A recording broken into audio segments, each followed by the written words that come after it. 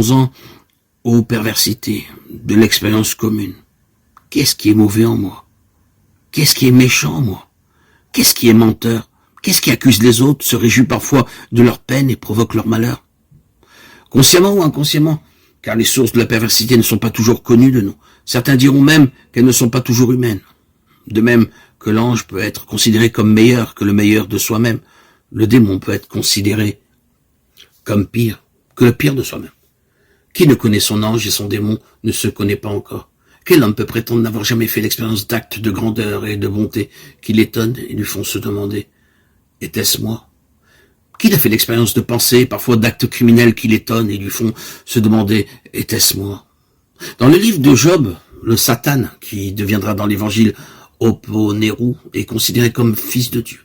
Ce n'est donc pas un Dieu face à Dieu. La tradition biblique, à la différence du masdéisme babylonien qu'elle traverse, n'est pas dualiste, opposant un Dieu du bien à un Dieu du mal. Et la tradition évangélique n'est ni essénienne, opposant les fils de la lumière aux fils des ténèbres, ni manichéenne,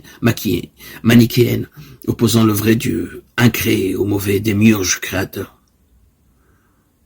Pourtant, comme nous l'avons rappelé, le mal, les ténèbres, la perversité existent. Mais, et c'est ce que va préciser le livre de Job et l'évangile, il n'existe pas absolument. Seul l'absolu est absolu, seul Yahweh est l'être qui est absolument, et tous les autres êtres ne sont que relativement.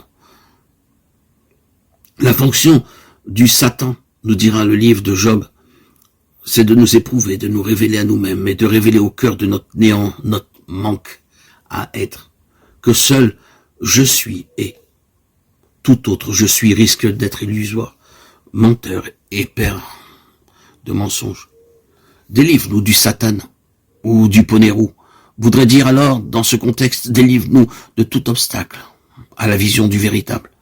Je suis, et de tout ce qui m'en éloigne, de tout ce qui me fait oublier sa présence, de tout attachement à ce que je prends pour la réalité dont je fais un absolu, et qui en fait n'est que relatif, une illusion, un reflet transitoire, impermanent et évanescent de cette réalité.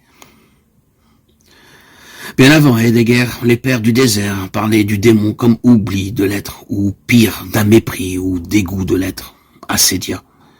Le remède qui peut nous délivrer de cet oubli, c'est la remémoration du nom, l'invocation de celui qui est « Je suis », Yeshua, ou l'invocation de celui qui est son père, Abba, dans la conscience du souffle, le pneuma.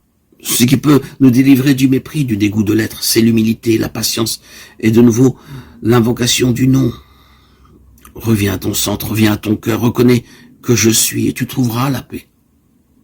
Le Satan ou Poneru dont parle l'évangile est également qualifié d'accusateur ou de culpabilisateur. Les pères du désert, s'inspirant du livre de l'Apocalypse, disaient que le signe certain que nous sommes délivrés du démon, c'est lorsque nous cessons d'accuser et de culpabiliser nos frères, de les juger.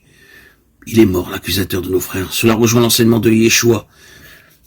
Ne jugez pas pour n'être pas jugé, car du jugement dont vous jugez, vous serez vous-même jugé. Qu'as-tu à regarder la paille qui est dans l'œil de ton frère? Ne vois-tu pas la poutre qui est dans le tien?